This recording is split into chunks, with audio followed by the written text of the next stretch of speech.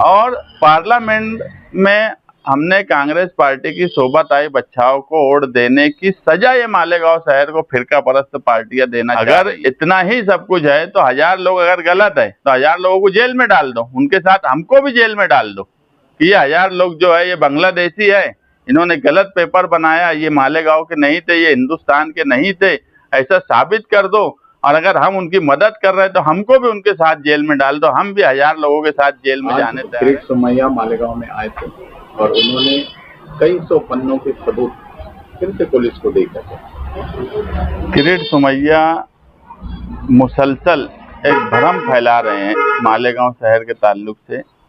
आज एसआईटी को बैठे तकरीबन 9 महीना हो गया। किरीट सोमैया को चाहिए था कि एसआईटी की पूरी रिपोर्ट लेकर आते, बांग्लादेशी और रोहिंग्या के नाम पर जो एसआईटी बनी उसकी रिपोर्ट लाते और मालेगांव शहर के साथ पूरे हिंदुस्तान को रिपोर्ट बताई जाती कि कितने बांग्लादेशी और रोहिंग्या मिले। मगर आप देखेंगे कि एसआईटी की जांच पर कोई भी मालेगांव में बांग्लादेशी और रोहिंग्या नहीं मिला। तो ये अलग अलग ढंग से नाटक कर रहे, पुलिस को गुमराह कर रहे हैं, प्रशासन को गुमराह कर रहे हैं। उनका ट्वीट कल आया कि 1673 लोग लापता गायब हैं मालेगांव के। अब दूसरे लोग जो सुनेंगे तो उनको लगेगा कि ये कोई बांग्लादेशी या बाहर के लोग थे जो गायब हो गए। जो जन्म दाखला जो दिया गया था वो रद्द किया गया। रद्द करने की जिम्मेदारी तहसीलदार ने महानगर पालिका के प्रभाग को दिया। प्रभाग वाले जो है वो नोटिस देकर जन्म दाखला वापस ले रहे हैं। उसमें कई 100 नोटिस ऐसी है जिसपे तहसीलदार ने सिर्फ नाम लिखा और मालेगांव लिख दिया, कोई एड्रेस तहसीलदार नहीं लिख के दिया। अब ये मामले में वो लोग मिल नहीं रहे जिनसे जन्म दाखला लेना है। मेरी इस वीडियो के जरिए जिन लोगों ने भी 24 में और 25 में जन्म दाखला बनवाया है, उनका जन्म दाखला जो रद्द करने का बोला गया है वो जन्म दाखला खुद से ही जमा करा दे अपने अपने प्रभाग में। इसमें बात यह है कि अगर एसआईटी ने जांच करी, सारे लोगों के पेपर से अपने पास जमा किए गए और उन पेपर के आधार पर कितने लोग गायब हैं ये एसआईटी की रिपोर्ट में है।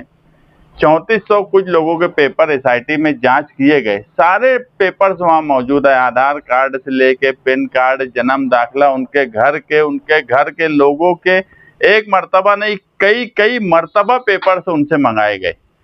अगर प्रभाग के पास उन पेपर उनके एड्रेस नहीं मिल रहा है तो वो एसआईटी से ले लें, एसआईटी उनकी मदद करें प्रभाग वालों की। मगर जो ये भ्रम फैलाया जा रहा है कि इतने लोग गायब हैं, इतने लोगों पे एफआईआर हो गई, आप देखेंगे कि जो एफआईआर अभी नोटिस 35 दिन की दी जा रही है, 27 वकील, 500 के ऊपर अरीजादार और अभी भी आगे अरीजादार लोग को दी जाएंगी। इसमें सिर्फ और सिर्फ इतना ही मामला है कि तहसीलदार ने बोला कि ये आदेश जो दिया गया है ये मैंने नहीं दिया।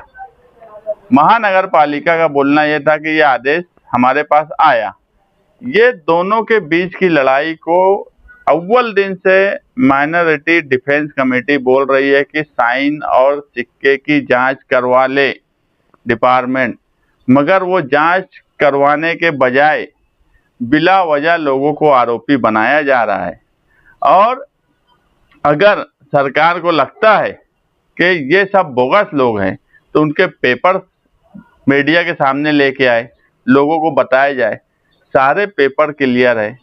कानून जन्म मृत्यु अमेंडमेंट 2000 में जो हुआ उसमें क्लियर ये है कि अगर किसी का जन्म दाखला गलत बन गया या चूकी से कोई बात हो गई तो उसका तरीका यह है कि उसको नोटिस दो, नोटिस के साथ उसकी सुनवाई लो। सुनवाई में ये उसको बोला जाए कि तुम्हारे पेपर जो गलत है वो बताया जाए। अगर वो उसको दुरुस्त कर देता तो उसको जन्म दाखला दो, अगर वो दुरुस्त नहीं होता तो रद्द कर दो। बस इतना ही सीधा सीधा कानून है। उसको आईपीसी की दफ़ा, कानून की दफ़ा, एंटी करप्शन की दफ़ा लगाकर इस तरह से उलझा दिया गया है कि कोर्ट में भी हम उसको सीधा हमारे वकीला नहीं कर पा रहे हैं, ऐसा केस को बना दिया गया है। जबकि सच में केस ऐसा नहीं है, ये सबको समझना। सिर्फ किरीट सोमैया के दबाव में ये सब छचन किए जा रहे हैं। मालेगांव के आम शहरियान को परेशान किया जा रहा है। आज जो 35 दिन की नोटिस दी जा रही है उसमें कई 100 ख्वातीन हैं। आज नहीं तो कल इनको वापस जामीन लेना पड़ेंगी, कोर्ट का प्रोसेस फॉलो करना पड़ेगा। अगर इतना ही सब कुछ है तो 1000 लोग अगर गलत है तो 1000 लोगों को जेल में डाल दो, उनके साथ हमको भी जेल में डाल दो कि ये 1000 लोग जो है ये बांग्लादेशी है, इन्होंने गलत पेपर बनाया, ये मालेगांव के नहीं थे, ये हिंदुस्तान के नहीं थे, ऐसा साबित कर दो। और अगर हम उनकी मदद कर रहे हैं तो हमको भी उनके साथ जेल में डाल दो, हम भी 1000 लोगों के साथ जेल में जाने तैयार है। मगर सिर्फ एक बेवकूफ आदमी जिसकी नीयत अव्वल दिन से परेशान करने की है, ये समझते हुए भी अगर प्रशासन उसकी बातों को लेकर मुसलसल मालेगांव के लोगों को परेशान कर रहा है तो ये बात भी बराबर नहीं है। हम कोऑपरेट कर रहे हैं, हर तरीके से कर रहे हैं, मगर इसका ये मतलब ना लिया जाए कि मुसलसल मालेगांव के लोगों को परेशान किया जाए। ऐसे पेपर्स भी हमने देखे जो वकीलों के जरिए गए कि एकदम क्लियर पेपर है, कोई मामूली गलती भी नहीं है उसके अंदर, उसके बाद भी उसको आरोपी किया जा रहा है। ये भी मैंने खुद देखा, मैं वहाँ डिपार्टमेंट को भी बोला, लेकिन कोई सुन ही नहीं रहा है। जो जैसा ऊपर से बोला जा रहा है उस हिसाब से कागज चलाए जा रहे हैं, कागज काले किए जा रहे हैं। एसआईटी की रिपोर्ट मंजर आम पर लाई नहीं जा रही है कि एसआईटी की रिपोर्ट आ जाए तो समझ में आ जाए कितने गायब हैं। और जो आदमी आकर पूरे हिंदुस्तान को मालेगांव शहर के ताल्लुक से गुमराह कर रहा है, वो बात भी साबित हो जाए कि कितने लोग गायब हैं, कितने डॉक्यूमेंट बोगस है, कितने बांग्लादेशी हैं। लेकिन ये सब नहीं करते हुए अगर सरकार को और डिपार्टमेंट को लगता है कि 1044 पे गुनाही दाखिल करना है तो हमारा ये बोलना है कि सिर्फ गुनाही क्यों दाखिल कर रहे हो। 1044 के साथ में माइनॉरिटी डिफेंस कमेटी के कन्वीनर, कोऑर्डिनेटर को भी जेल में डाल दो कि ये सब लोगों ने गलत काम किया है। आप हाई कोर्ट तक गए, मुकामी कोर्ट में गए, सुप्रीम कोर्ट में भी गए, एहतजाज भी किया।